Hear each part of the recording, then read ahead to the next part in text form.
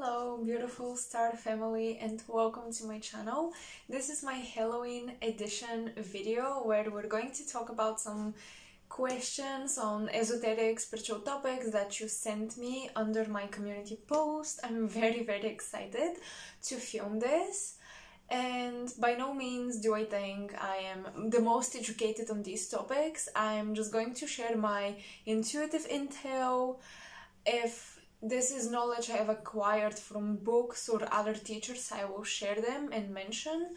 And yeah, I think that's it. So let's just jump into it. I hope you have your cup of something and I hope you light up a candle to purify the space. And just let's talk about our favorite things. I guess if you're on this channel, this must be one of your favorite topics, esoteric stuff. So let's start off with Halloween. So we did receive questions. Is Halloween just a fun event we celebrate, a festival?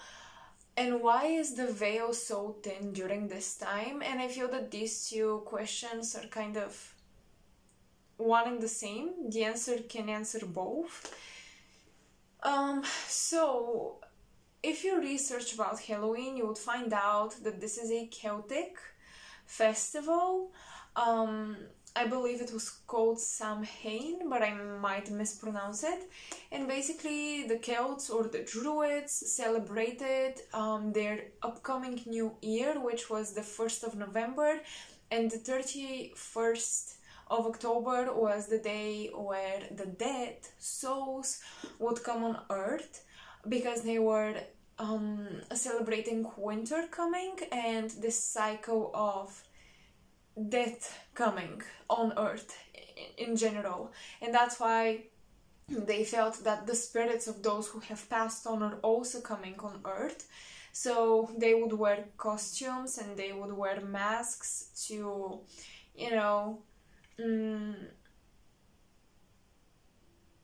guard from the spirits, guard themselves from the spirits, ward off the spirits.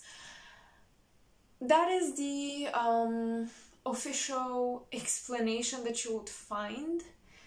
I think Halloween, All Hallows Eve, that is the actual name. But I think it was a ritual where, if you think of the mask and the costumes, something we know for sure about ancient civilizations, not just Lemuria, Atlantis, and those famous ancient civilizations, but just humanity in general during the Stone Age, the Copper Age, I don't know, like very far into the past. Shamans, and basically when we were a bit more primitive, shamans would wear masks, and they would believe that when you are under the mask, you are no longer yourself for the time being. For that time period when you're carrying a mask or wearing a costume, you are someone else. So I don't think, and I'm not sure if we truly, when we wear those costumes, we ward spirits off, or we allow ourselves to be our shadows, which is kind of like a darker take on Halloween.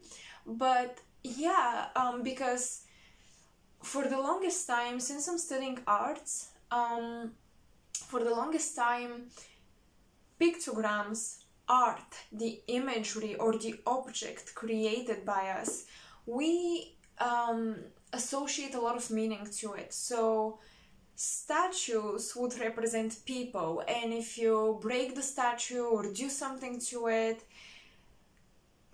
people don't feel good about it. Even today, if you cut someone's picture, or if you crop it, you draw on it, you feel like you're doing something to the person. For some it might be very highly felt, for others it might be a bit more suppressed, but there is definitely this association with objects, those statues, pictures. And it's the same thing with the mask. The mask really represents this other entity, and when you put it on yourself, your consciousness, whether it's deep in the subconscious mind or you realize what you're doing, really shape shifts. It really changes its frequency. So I think Halloween, I think the official history is we ward spirits off by scaring them away, but I think these are our inner demons, if you will, our shadow self, or everything that is the unknown. It may not be bad, it may not be the shadow, it's just the unknown that we're trying to embrace. Because on Halloween, people like to get a good spook, people like to watch maybe a scary movie, they create this type of atmosphere. I feel the festival was more of celebrating what we usually push away that resides on the other side. It's a very Scorpionic celebration. I mean, Scorpio season comes right with Halloween. So yeah, it's very Scorpionic, it's very much transcendental. You allow yourself to embrace these hidden parts of you. That's what I think Halloween actually is. But this is maybe a more psychological or meditative, intuitive perception that I have on the celebration. So why is the veil so thin? Okay, that's interesting. I don't feel... In the comment it was, why is the veil the thinnest during Halloween? I think it's not thinnest during Halloween. I also have two contradictory points of views here, because I feel we have several portals throughout the year. Eclipses, the Lion's Gate portal, all types of alignments of our star and other stars, planetary alignments, the moon, the lunar cycles. I feel that we constantly have these portals when the veil is very, very thin. Why? So from that perspective, I'm feeling like maybe Halloween is not necessarily the time when the other side is most accessible. And I'm going to argue with myself that perhaps Halloween is, for the majority of people, the time of the veil being thinnest, because Halloween has become, from the Celtic tradition, and the Celts, they lived in northern France, Ireland, the Nordic lands of Europe, England, I believe, and that's it. You know, we don't have Celts in Africa. So since the festival, the celebration is associated with them, in the past, perhaps Halloween, or whatever, however they called it, whatever they actually celebrated, maybe it wasn't very spread around. It was very selected for that community. So maybe in the past the veil was not thinnest for the entire world during this time, but only for the Celts, because it held very strong emotional response for them. Now Halloween has been globalized. It's been integrated in many cultures, in many countries all over the globe, all over the planet. And when you have something become part of the conscious awareness of the collective, I think we kind of manifest it. And for the majority of people, for the masses, maybe for people who don't necessarily, they don't practice esoterica, they don't learn about it, this is the time when they really connect with the other side. They really entertain the idea of the other side existing, or, you know, being able to tap into it, being able to communicate with it. But I think for people who follow Wicca, Halloween must be special some way, somehow. Maybe someone who is into Wicca would give a really good explanation of Halloween, much better than me. But yeah, I think that Halloween would be a special gate for those who are very personally connected with the teachings and the teachings that from where Halloween originated, or for the masses who usually don't have this type of contact. So for example, I love Halloween, but I don't feel like it's the only moment I can connect with the other side. I experience these types of gates often. So I think it's a great time for those who lack this touch with the other side to explore, or to at least, I don't know, like open up their consciousness to the existence of the paranormal. And it's a great time for those who are deeply emotionally connected with the teachings that honor Halloween as an important moment. But I don't think it's the thinnest, the veil is thinnest at this time. Some people may perceive it this way because we collectively manifest it, because we collectively, we all know what Halloween is about, or we think we do, and it's about the paranormal, it's about the other side. So in a way, it's a self-fulfilling prophecy, if you ask me. And I think there are many things that become a self-fulfilling prophecy. They do have influence, but the influence is much stronger when the collective pays attention to it. So Mercury retrograde, even the Lionsgate portal, all of these portals, I love them.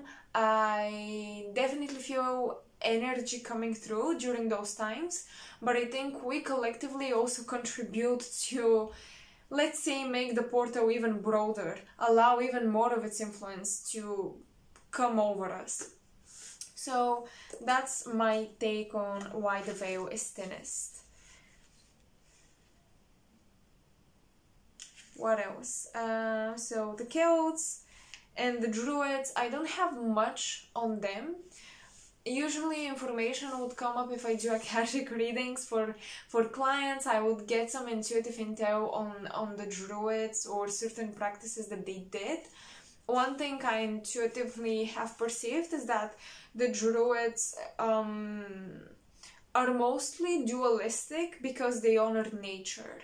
They definitely honor the sun, but they also have this lunar quality. So yeah, there is much duality within the Druid collective that I've been tapping into whenever I channel their energy. And I found out that many cultures who are connected to nature and the cycles of nature are dualistic because they practice sacrifice of animals. And in today's new age, veganism, being a vegetarian is highly advised if you want to follow a spiritual diet. I'm not definitely a defender. I'm not necessarily a defender of the spiritual diet. I think we are all on some step of this path. But yeah, if you think about it, the Mayans practiced sacrifice. They sacrificed even people. I am sure that the Druids have done the same. I've had visions of that. Blood rituals, but then at the same time you have those white brotherhoods that are very connected to the Druid lineage. They preserve the stories of the human race. What I know for sure is that, for me, from what I've resonated with and channeled, the Druids are the descendants of Atlantis, of the white brotherhoods in Atlantis, and they definitely try to preserve history. They're storytellers. So if you resonate with the Celtic culture, with the Druid culture, you would really benefit from narrative psychology. You would really be a good orator yourself. You would be really good at storytelling, and you would be really good at reading nature, reading the signs of nature. They have a very special connection to nature, especially what I found, trees are somehow special. I don't know why, but trees and rocks are a bit,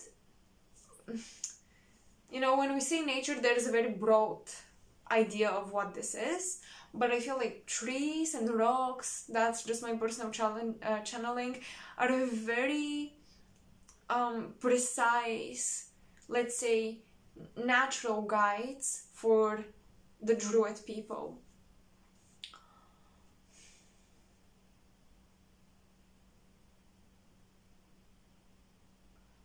I do think also Druids are a little bit, maybe we don't give them enough credit as we should, the Celtic culture in general. Maybe Wiccan practitioners do that more, they give them more credit, but I feel in the New Age community, and also kind of Western spirituality has forgotten some of its origins. It's interesting because we place a lot of importance on India, Buddhism, Egypt, the Mayans, but especially for Europeans, I think it's really nice for us, because I'm European as well, to study our continent's legacy in terms of esoteric information and teachings. Because there are always trends, whether it's the occult, whether it's esoterica, people will always create trends, and I feel that certain countries or certain civilizations have become trendy to explore and resonate with, while others are left for I feel like even in the spiritual community there are people who feel like they're the weirdos or the outsiders, and I think we should definitely integrate more broader perspectives when it comes to spirituality. Don't get stuck on one famous occult or somehow mysterious nation or country. Definitely allow yourself to explore. There is so much more. There are so many more branches to esoteric and spirituality. So I would love if all of us could just open up a bit more. And another thing, I feel some people dread the Celtic culture because it hasn't been as popular, if you think about it, in movies and books. I mean, Wicca has been gaining momentum for sure.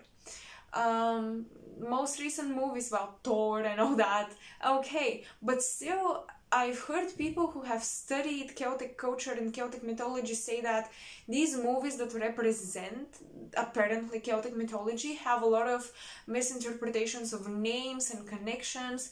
So do your own research, folks, please. Okay, enough on this, because as I said, this is just my opinion and me trying to think about the topic. I don't have much factological knowledge. So now, protection and communication practices that we should be mindful of when we communicate with ancestors and guides. You know, how to make sure we're communicating with helpful ancestors and guides.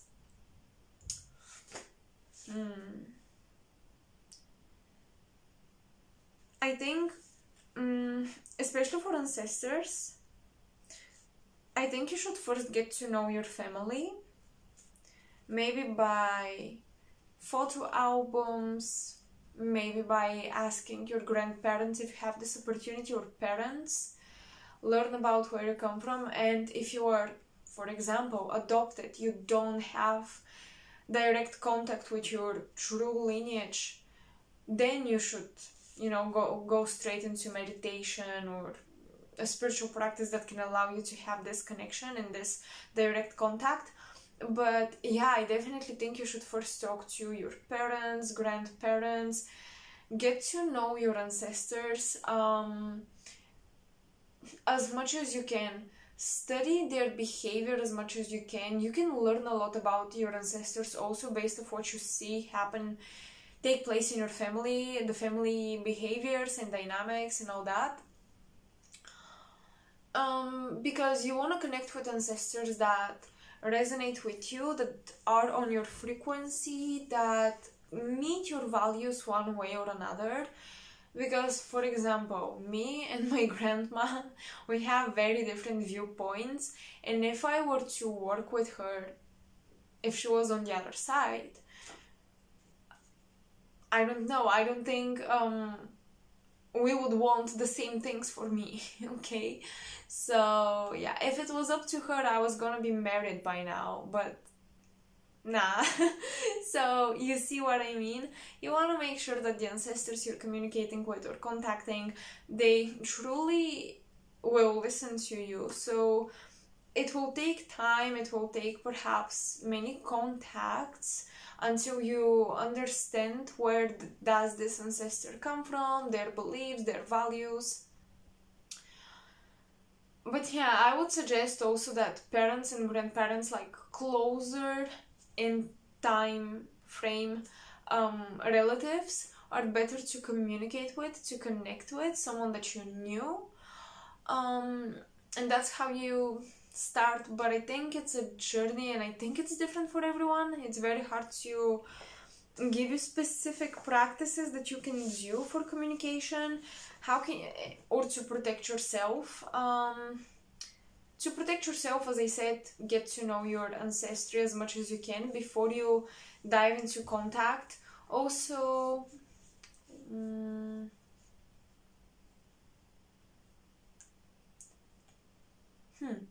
I'm getting something now about try to approach them with love that you feel for the family. So if you really love your mother, for example, generate that love in your being and try to contact your mother lineage or your ancestors, whoever you want to contact. Try to create a lot of love for your family within, a lot of compassion, acceptance, and try to set the intention that this contact will initiate healing in the lineage. Try to be very clear with your intentions. Don't contact the ancestors for only asking things for yourself, like, can you please help me with this job? Make sure you are giving them something, but not as in, maybe not necessarily a veneration, but more so, make sure you have a purpose behind the contact, behind the communication. Maybe you want to get to know yourself better so you can heal them, you can transcend certain mental blockages, because when you heal, they heal as well. Try to just be clear on that. I don't think the ancestors would be really happy if you only contact them when you need help and support, especially with material stuff. Try to add the spiritual aspects of it and the spiritual evolution behind, this contact. Like, what reasons concerning spiritual evolution do you have behind the contact you initiate? When it comes to contacting the other side and spirits, whether it's ancestors, whether it's spirit guides, you can never be sure. That's it. You could mostly never be sure. You can really, I think, love, compassion, feeling safe, creating a sense of security within, knowing that you're always protected, not because someone else outside of you protects you, because you are integral, and this creates protection naturally. That is always helpful.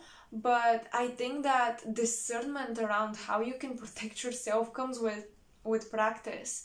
It comes with trying to see how your body reacts to particular frequencies and energies on the other side when you communicate with the other side. It definitely comes with practice. It does come with practice. Using crystals, black stones are very helpful, as well as salt, by the way. Salt and water and fire. These are essential elements. So fire, great purification. Fire is like the first most initial element. Water is also a very primordial element. Then salt, the physical, the body. So we have water and fire creating alchemy within the body. You do open yourself up to the other side, but at the same time salt absorbs bad energy, fire alchemizes it, and water actually allows you to tap into energies, okay? It just allows you to be a bit more clairvoyant. So yeah, salt, water, a candle is really useful for protection, as well as some stones. And here you go, you have the 4 elements. The 4 elements, if you're wondering which one is air, because salt and the stones are kind of earth, fire and water make air, and air is always around you anyway, so you have the 4 elements with you. And that is actually great protection. When you have the elements, you kind of show the universe that I know what I'm made of, I know who I am the 4 elements and spirit embodied, and we create one universe in this human body along with the mind and the heart and just everything. You basically tell the universe that you are the microcosmic expression of it, and you know who you are. When you know who you are, that's the best protection. Knowing who you are. You cannot ask outside of yourself who you are. Nobody can tell you who you are. No guide, no starseed, galactic family member, no ancestor. You should know who you are.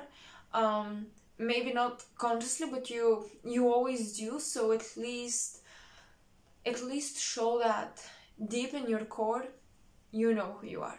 That's, to me, the best way to protect yourself. What other protection tools can I think of? Setting intentions, affirming things with your voice, using your voice. Setting intentions loud and clear. I only allow contact for my highest good, or I only allow contact with beings of pure light that aligns with my highest potential of evolution, of ascension, of growth. You want to be very precise, you know what you mean, because your highest good could be, it's really good for you to train who not to trust, so you're gonna be in contact with them. So you want to be precise. What highest good do you wanna support during this contact, during this session? So yeah, that's also how you can make sure you're connecting with helpful guides. Affirm things and never initiate contact if you're feeling afraid. People say we should face our fears. Yeah, sure, but maybe a very complicated spiritual practice when you align the candles and you cast a spell and you draw a circle or whatever with salt. Maybe rituals of a more complex form are not good before you overcome those fears, or before you are okay with them and you kind of surrender and you're like, okay, I feel fear, but at the same time I realize that I just want to do it. I feel like I'm ready to overcome this fear. I know I'm protected, I know who I am. So even when you're afraid, try to reach some type of balance, some type of peace before you initiate communication, before you initiate contact. I think that is a great way to make sure you're communicating with helpful guides. And also, when you receive the messages, you will know if these guides are helpful. When they give you messages that disturb you, that make you feel unsafe within your current situation. For example, they give you messages like, yeah, switch your job because you're going to die out of hunger and you're going to be so poor and your health is going to shit. If that's how they deliver their message, they may not be for your highest good. They may not be the most helpful. Even in emergency situations, you might receive a very urgent message like, do this now, it's time, and you're ready to do it. But you're not gonna receive threats, if you like, you wouldn't feel threatened by the messages no matter how urgent they are. Because let me tell you, my guides sometimes, and the way I also deliver messages can be very like, listen, that's the truth. That's the facts. You have to fucking face it. Oh my gosh, I cursed. You have to face it. It is what it is. Blah, blah, blah. It's time. But I also get this sense of empowerment and encouragement. Like, it's time. You're ready. No more time to waste. Just do it. So my guides can be very stern with me, but they never make me feel endangered or threatened. So that's how you know you communicate with maybe a bit more a warrior type of spirit guides, but they're still coming from a place of love and compassion. Kind of like a father figure.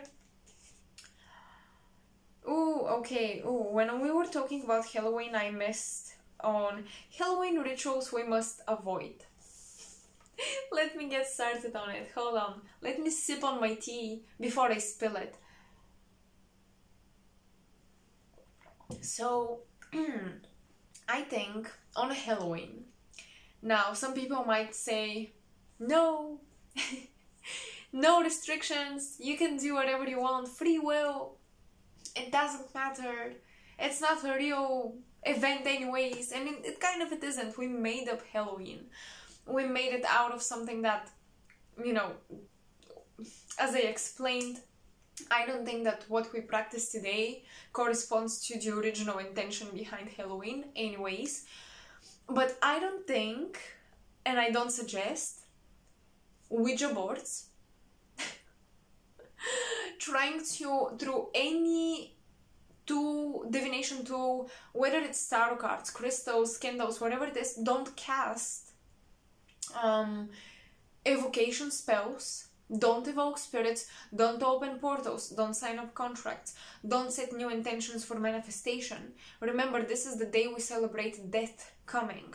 So maybe you can like cut cords, but still maybe Halloween is kind of useful to cut cords or burn and leave behind whatever you don't need, but still I don't feel like it's the best thing to do. Why? Because when you cut the cord during Halloween, when collectively we have opened up this portal, since for so many years we believe that we open up to the other side at this time, so it's a man-made portal, but it's still there and it's active.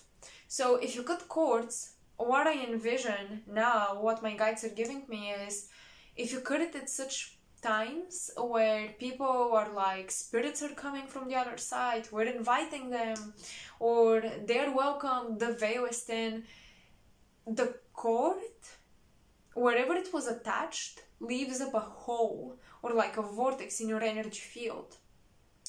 And the attachment might be replaced from you being attached to a person to you being attached to a spirit of some other nature.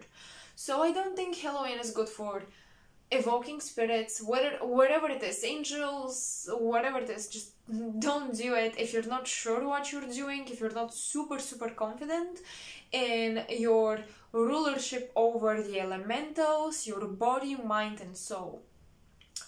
So don't do that. Don't burn Ouija boards. Don't use Ouija boards. Don't burn tarot. Don't burn any divination tools or any amulets or anything that you associate with something on the other side or with part of yourself. I don't think it's a good idea. Burn a candle, that's fine because fire purifies, but don't burn objects that are meaningful.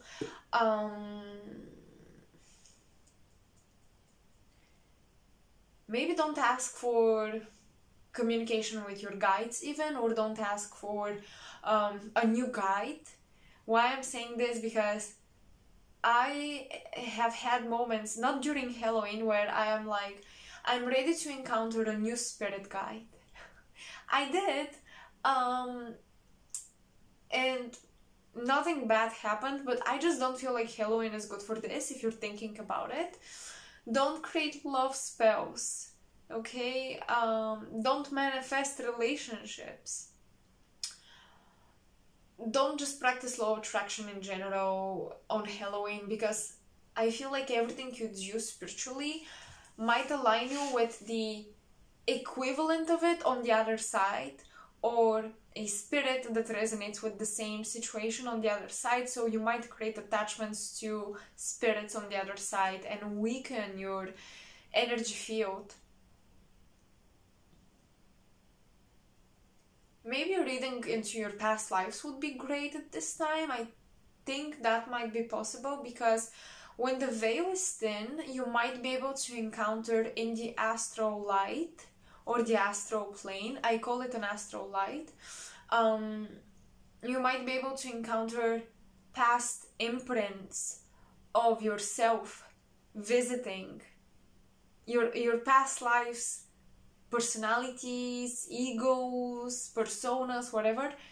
Their imprint is in the astral light. And if you were to read the past, you can tap into the other side and see who you were, or if there are any soul fragments that are still stuck in the astral plane and they cannot move on.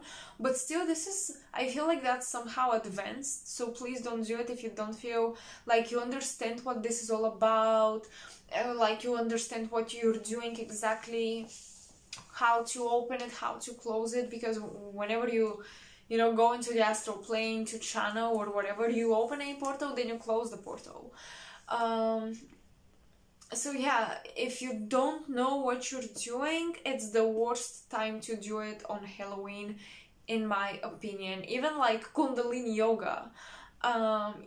Kundalini can be a great thing, but if it's not controlled, but if it's not understood, or if you're not prepared for and you force it on Halloween, well, you may not have the most pleasant experience.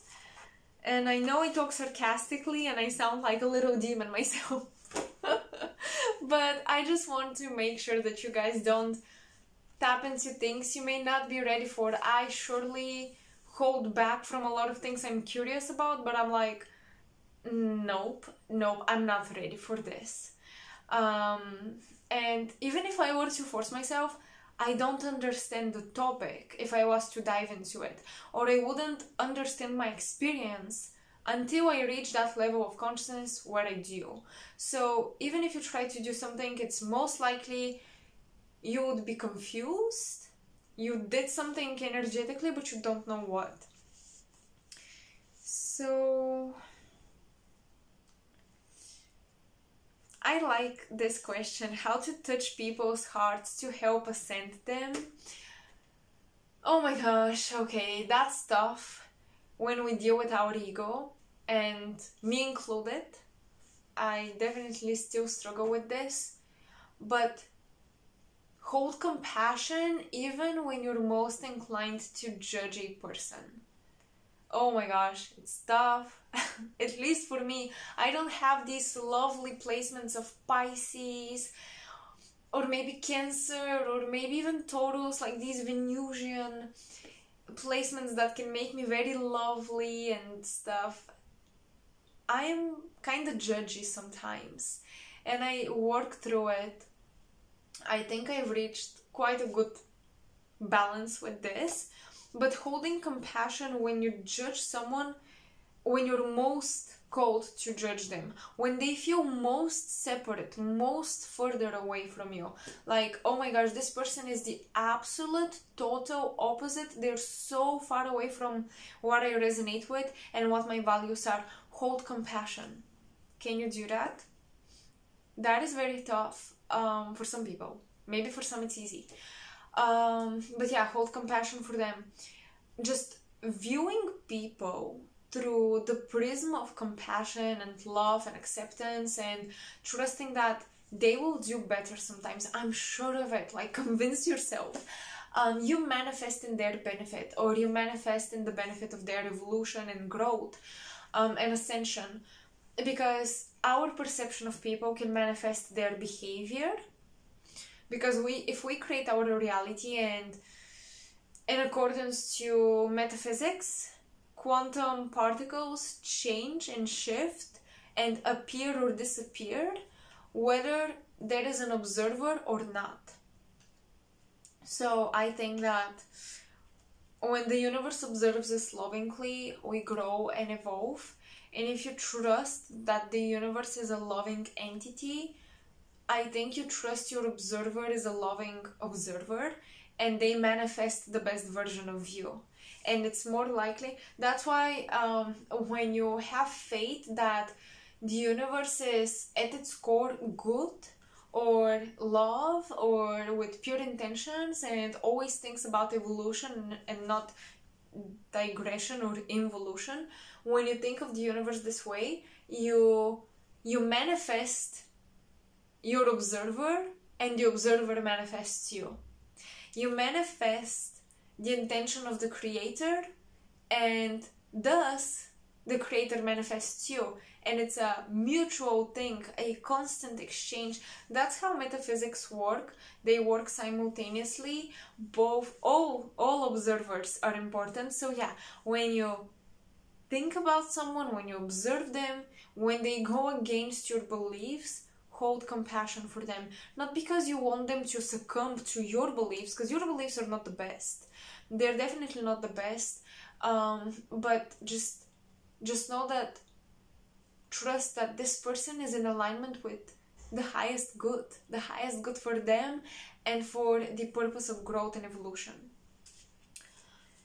So I think that's how you touch people's hearts. How you can touch people's hearts is also be an example of who you want the world, how you want the world to be, how you want people to be. Be an example of this as much as you can.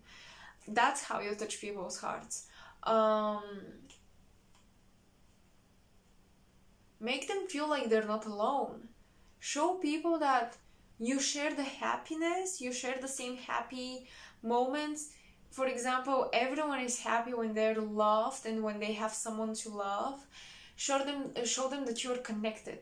Show people that you're connected. We share the happy moments, and we also share the amount of struggles. Like, we all struggle. We all have insecurities. We all have hardships in life. We are very, very connected. I think that's how you touch people's hearts. You don't make them feel separate, even if you're going through absolutely different journeys. You show them that within the polarity, there is this link, this axis. The axis that pushes you into opposition is what also connects you. So show them that you're connected, is my answer. Okay, so I may not be able to answer all questions, but many questions were about my Starseed awakening and my guides and how I connect with my guides. Oh boy, how I connect with my guides it comes very naturally to me. I don't have a particular practice. I try to be more mindful of how I connect, definitely through meditation, but sometimes I connect with my guides when I go out and on walks, whether I am in the urban areas of the city or in the park. It doesn't matter, nature or around cars. I can get contact just spontaneously, I guess. I don't control it that much. I definitely feel connected when I set intentions, when I create a beautiful environment.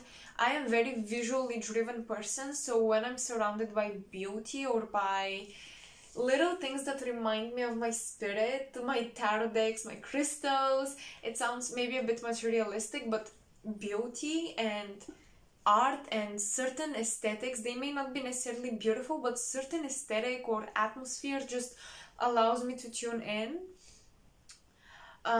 Definitely, once again, meditation. It doesn't have to be like, it's not about not thinking of anything. Meditation to me is being mindful of your thoughts, keeping a train of thoughts consciously. What else? That's pretty much it. Also, when I pull my tarot cards, I feel connected to my guides, and I usually like to just start talking to them, open a conversation. I feel like whenever I speak to them, they hear me, and I may get messages right away, or it may feel like silence is just surrounding me and I would get my messages later. So yeah, that's how I communicate with my guides. It's nothing special. Sparks don't fly around, my candles do not go crazy most of the time. And I've seen like flashes of light or sparkles, literal like sparkles of glitter in the air, but most of the time I don't see my guides in the physical, I see them in my mind's eye. My Starseed awakening, that's another very required question, so requested question. So my Starseed awakening was very gradual because for the longest time I did not believe it. I like to hate trends because I have a lot of Aquarius placements and the Leo moon, so we like to be unique. We're so different. I'm not like other girls, I'm not like other guys. That's my natal chart just coming out. But yeah, I don't like trends. When something becomes trendy, I question it a lot. I'm like, why? So I was like, this Starseed bullshit, I'm not getting on that wagon. You're not gonna lure me into your tales. But then it hit me like 10 of bricks. So yeah, it was gradual because I did not believe in it for the longest time, and especially all I was hearing about was Pleiades. And as much as I want to say Pleiades is a very important constellation for us, especially now when the North Node is going into Taurus and the Pleiadian constellation. I'm not sure if the zodiac constellation is within Pleiades or vice versa, but they're one and the same. And I was seeing Pleiades everywhere, and I did not resonate one bit with what they were preaching about Pleiadian starseeds or Syrian starseeds or Arcturian starseeds, and I felt like, I'm not a starseed. Sorry, not sorry, I love this planet. I didn't feel like I want to go home. I didn't feel like my family is not my family and I'm left here and I'm abandoned here. I feel so home. I love this planet. I don't know if I've been here many times, but Earth feels so familiar. And I was like, I'm an Earth soul, I'm an Earth angel, I don't know, I just resonate with this place. I don't feel like I come from the stars. I don't feel like I am the special starseed, you know?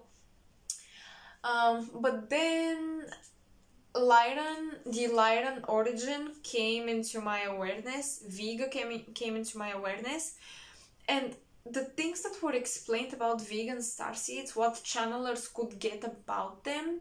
Vega is the brightest star of the Lyran constellation, for those of you who don't know.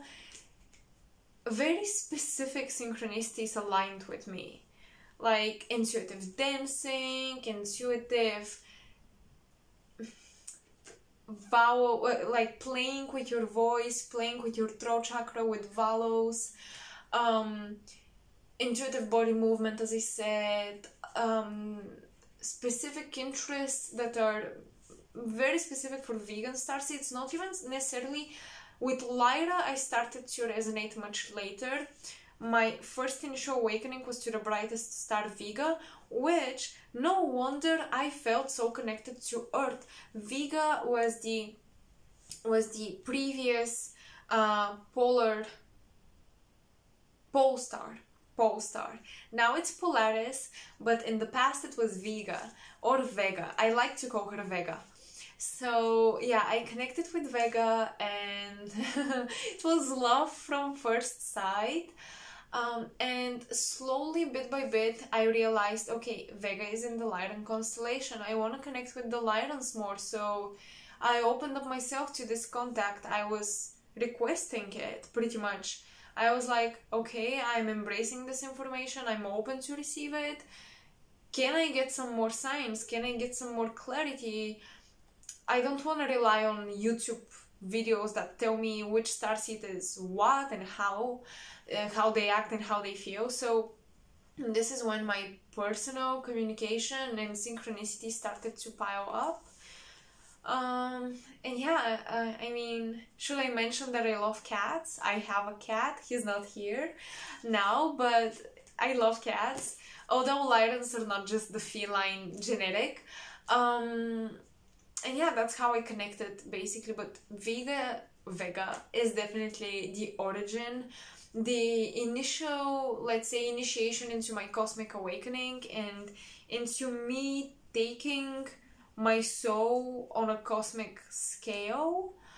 And I want to say that after Vega and Lyra, I came into my awareness. Some other star systems came through that I felt even closer connection than Lyra. I feel Lyra is my origin. I feel Lyra is just always there. But I think I needed different passages of initiation through various star systems to unlock skills, to unlock memories. And yeah. But yeah, definitely Lyra is just, it feels most like me. Vega, Lyra, and also Antares, they feel most like me.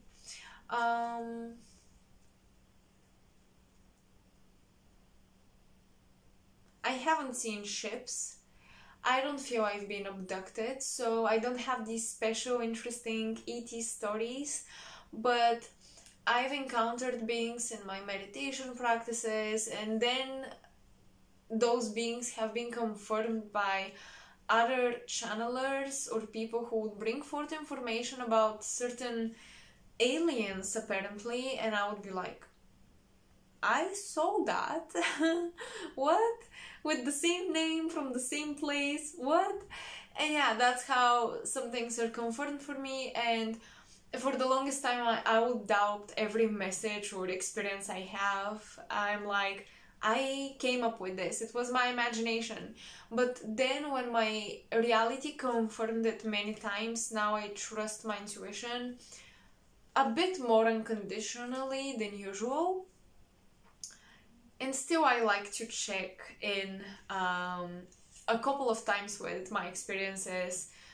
I have it, I let it sit in me, and then I would come back to the past experience I've had, and I would try to like have a new perspective on it, or see if I still feel the same about it. Was I under some type of emotional, psychological influence when I had that experience?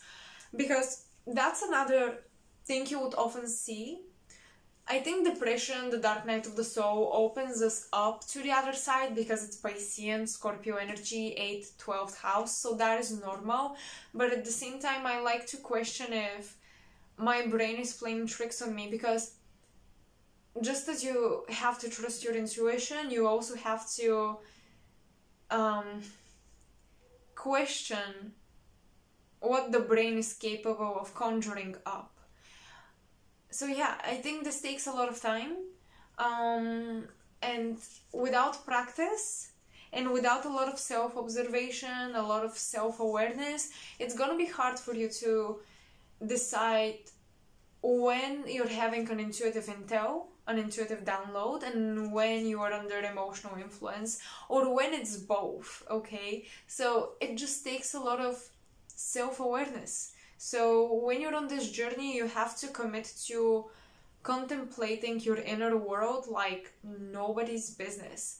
I have my journals with me to help me with that. I have tons of these. I always write, I always journal, I always question things. And that's how I come up with conclusions, that's how I come up with clarity. Sometimes I'm frustrated with the answers that I don't get or I do get, but it definitely helps. So that is how I communicate with my spirit guides, my galactic family, how I receive the information I receive, and that's how I also get inspired to do my research. I have experience and then I'm like, I want to dig into that. So then I go and seek people from the past who maybe have teachings on this, or they have had experience. That's where I find teachers very important. Where entering the age of Aquarius, when we want to rebel against everything and we want to be our own teachers, and we still are, but you can benefit from such good information from past literature and teachers, and even contemporary, you know, like spiritualists, esoteric researchers.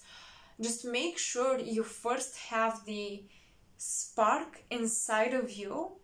You get the information from inside, or at least a bit or a piece of it, and then you try to research outside of yourself. Many things that I've found in different doctrines, the Emerald Tablets of Thought, Western esoterica, astrology, many of these things, I would like come up with those ideas and I'm like, what is this even? It's hard for me to understand it, and I bet if I gave myself the time to like contemplate, I would have probably reached the same conclusions, maybe a little bit nuanced. But in today's age, information is very quick. If in the past someone would take 10 years, 50 years to write a book, do a research, today you become a famous YouTuber and you write a book for 2 years. That's how fast communication of information happens, and that's how fast we are forced to contemplate things. We are forced to very quickly digest information. This might be helpful. We have accelerated growth, but at the same time, I think maybe coming back to nature, the natural cycles of things, of life, of your bodily intelligence, is very important. So do not stuff yourself with information, you guys. Let it sit in you. Let yourself think about it without reading another person's opinion, without getting it served, dissected on a silver platter. Like, don't do that. Give yourself the time to think about it yourself, and then allow these dialogues and discussions, whether you're holding a discussion with a book, a dialogue with a book, or a real person, it's the same thing. Allow yourself to be challenged, or to be things to be confirmed for you, but definitely always try to come from yourself. Make sure you are the initiation. Make sure that you are the origin of this curiosity, of this train of thought. Don't allow to be, how do I say, put into a matrix of study this, then study that. There is an organic thing to this. There is an organic follow-up of different doctrines and systems and esoterica, but for every person, it will happen differently at a different time, through different experiences. So make sure you have your personal journey to discover things, instead of stuffing yourself with information and you don't even process it. You're not even able to apply the knowledge to your life, but you're like, I want more. This is another consumption mindset that has been rewarded and definitely cheered on in our society. Consume, have more, the more the better. Fill the void. How can we not feel empty? But emptiness, this is something I spoke on with a friend of mine. Emptiness, I think, teaches you about being patient with yourself, allowing yourself to digest and process things much more organically at your own pace. So that's what I suggest. When it comes to studies, when it comes to communicating with your guides as well.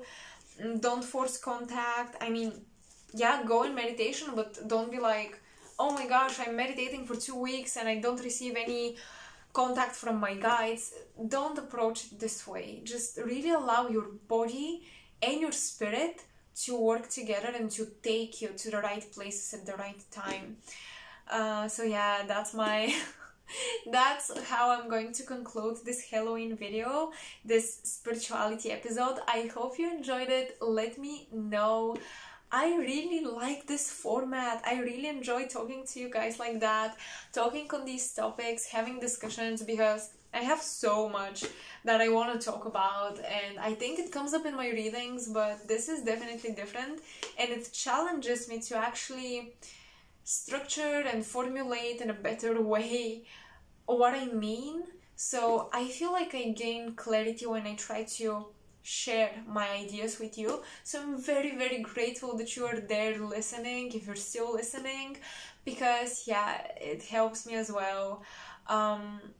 It's a really beautiful act of synergy, I would say. Thank you so much, you guys. Make sure to like, share and subscribe to support my channel, and tell me if you want to see more of these videos. I don't always have the time to film those, but I think I might be diving more into them, especially when it comes to tarot. Spoiler or not, you'll see. I'm gonna keep it secret. Anyways, thank you so much. I love you a lot, and bye.